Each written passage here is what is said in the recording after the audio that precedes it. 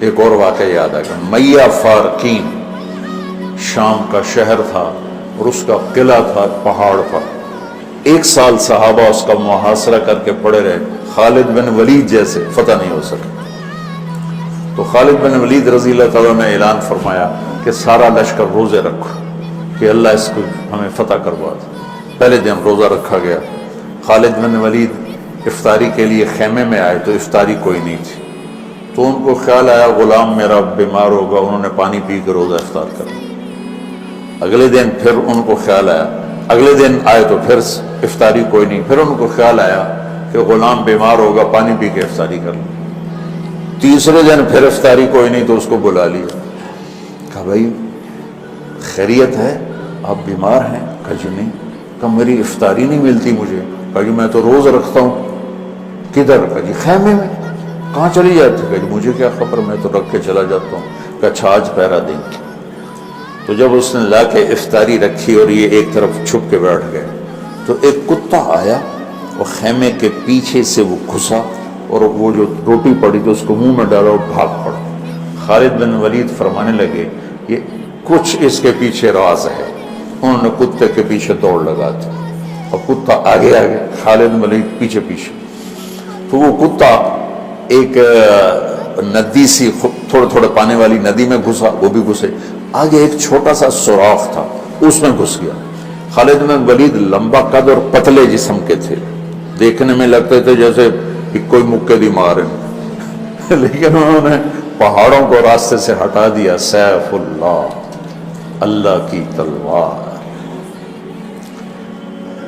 زید بن، آپ نے موتا کا لشکر بھیجا تو آپ نے کہا تمہارے امیر ہیں زید بن حارثہ، یہ شہید ہو جائیں تو پھر جعفر ہیں آپ کے چچا زاد، یہ شہید ہو جائیں تو پھر عبداللہ بن رواحہ، یہ شہید ہو جائیں تو پھر جس کو چاہو امیر بنا لینا۔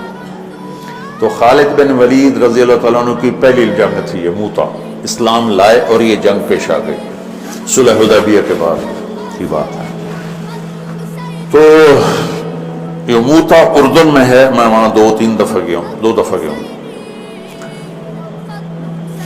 زید بن حارثہ شہید ہو گئے تو جعفر تیار کیوں کہتے ہیں ان کو جھنڈا پکڑا تو انہوں نے ہاتھ کاٹ دیا، تو انہوں نے دوسرے ہاتھ میں لے لیا، انہیں وہ ہاتھ کاٹ دیا، تو کٹے ہاتھوں سے جھنڈے کو یوں چمٹا لیا، انہیں پیچھے سے کاٹ دیا تو جھنڈا گر گیا۔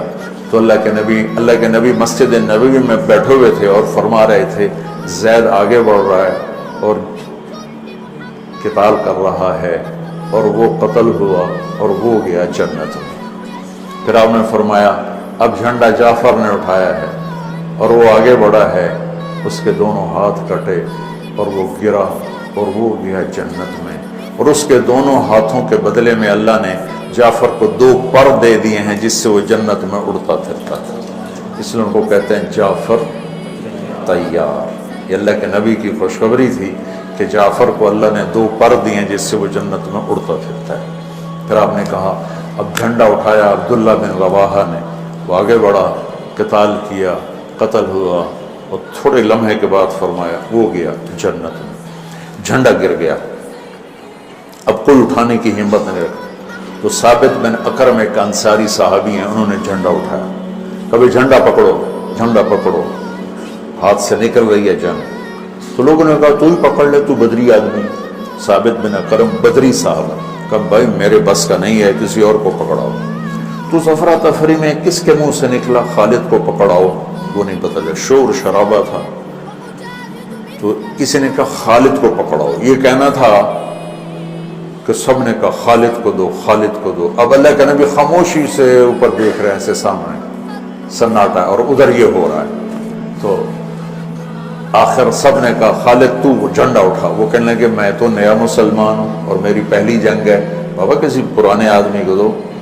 تو سمجھ گئے تو ہی لے، تو ہی لے، تو ہی لے۔